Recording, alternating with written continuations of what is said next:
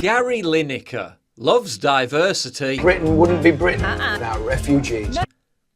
Just not in his own backyard. The insufferably woke TV presenter has been demanding open borders for a decade, while living in some of the least diverse areas of the UK possible. First buying a mansion in Esher, Surrey, which has a white population comfortably higher than the national average. But to be fair, he did then move to ethnically diverse London. Oh wait, no, my bad. He moved to Barnes, which is one of the very least ethnically diverse areas of London. For Gary, it's very much a case of do as I say, not as I do. Now the multi-millionaire metropolitan elitist is inflicting his opinions about mass immigration on the British public yet again, with the pathetically weak Tory government finally suggesting it might do something to stop the deluge of boat migrants entering the country by passing a law that would bar them from claiming asylum in the UK, then deporting them. But Gary isn't best pleased. Our asylum system has been overwhelmed. But if you come here illegally, you will not be able to stay. Good heavens, this is beyond awful! Good heavens, you don't want random fighting age men from North Africa and the Middle East just rocking up on boats and then running off into the nearest town. How awful! Or better yet, being given a free taxi service, free 4-star hotel room, free cash, free healthcare, no questions asked. That's beyond awful! There is no huge influx. Yeah,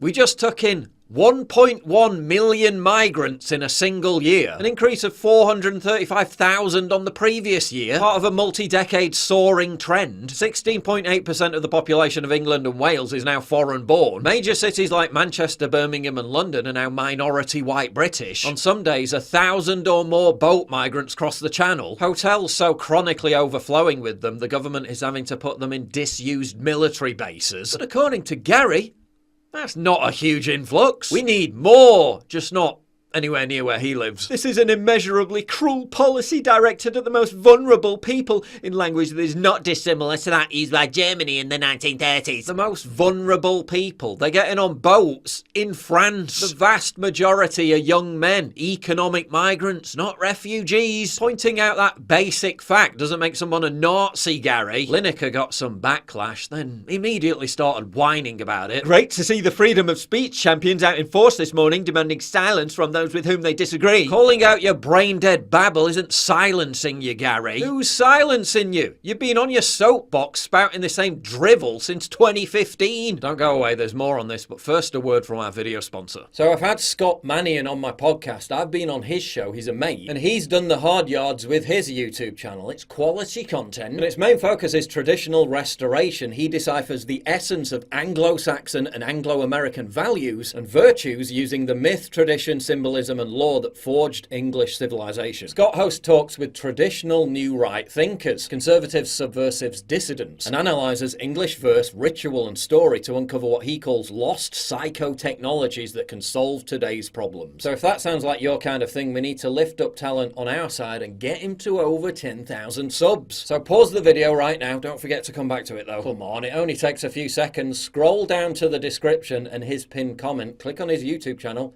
and subscribe. 5, 4, 3, 2, 1. Boom! That's it. Simple as. Now back to the video. I have never known such love and support in my life than I'm getting this morning. I want to thank each and every one of you. It means a lot. Oh, piss off. Stop pretending your demented opinion represents the consensus view of the reasonable majority. It doesn't. We just had a poll last month where a plurality of supporters of left-wing parties think immigration to the UK is too high. A new poll this week shows 50% of the public support banning boat migrants from being able to claim asylum, compared to 36% who oppose. So no, Gary, your dumb, reductive, glib hot take on mass migration isn't some kind of populist clarion call. It's a vacuous echo chamber talking point of the moneyed elite, the nowhere people. The only segment of society that benefits from mass migration. I'll continue to try and speak up for those poor souls that have no voice. Cheers all. Poor souls? You mean the 4 out of 10 boat migrants coming from Albania, a country not even at war, a significant chunk of whom get here then go on to become career criminals and drug dealers? Poor souls! Yeah, they really look poor and downtrodden while filming their fancy free 4-star hotel rooms on their brand new iPhones, don't they?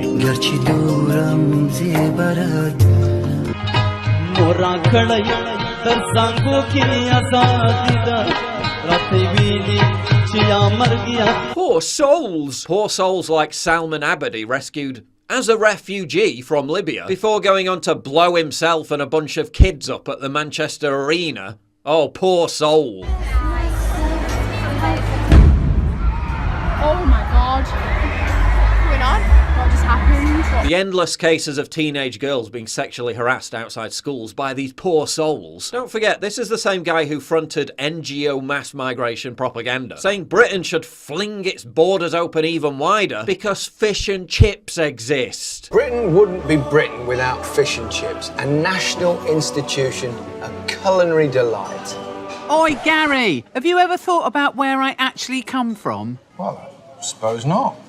You've got refugees to thank for me. Yeah, some French dude decided to put battered fish together with chips 200 years ago. So I guess we just have to lay out the red carpet for Abdul and all his mates from Afghanistan. Funnily enough, it was another refugee who decided to bring me and Fishface together back in the 1860s. It's true. A guy called Joseph Malin opened the nation's first ever fish and chip shop. Aside from the small problem that this is factually incorrect, it was almost certainly Lancashire's John Lees who opened the first fish and chip shop in Britain. But anyway, Joseph Malin was a legal immigrant. He didn't just jump on a boat paid for by criminal people smugglers and illegally enter the country, did he? Hello. You're right. But what do facts matter to Gary? This is the same guy who claimed these 40-year-old men were child refugees and anyone who claimed otherwise was just a racist bigot. Lineker gets paid £1.35 million a year by the BBC. Much of it funded by the onerous BBC licence fee, which is bullied out of the taxpayer. Under the BBC's own guidelines, their employees aren't allowed to express overtly political statements, which Gary does a lot.